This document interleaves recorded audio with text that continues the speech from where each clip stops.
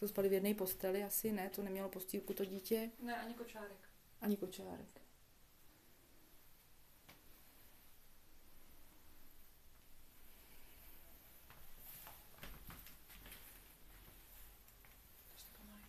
Mám prostě těm ty koupelně.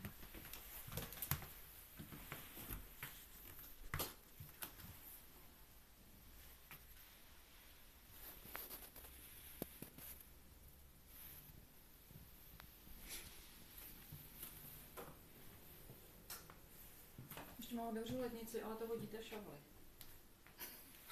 Tak výměna manželek, ne? Jak tam byla ta... Teď naposled. Tohle to není nikdy, já jsem to v životě neviděla, to jsem vyklízela několik bytů prostě po dlužnících, ale tohle to jsem nikdy neviděla. To je prostě feťačka, tohle to je skvot normálně. Na bílej se dajte si takhle na borůvkový jogurt.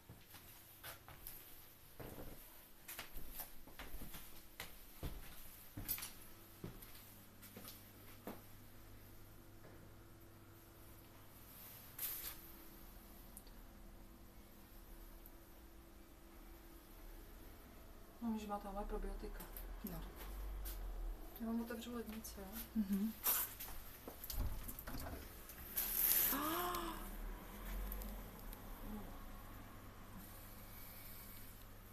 Ona je z Budějovic, nevíte? Jo. Fuj, a to smrdí v té lednici. On říkal, že tam přidáte.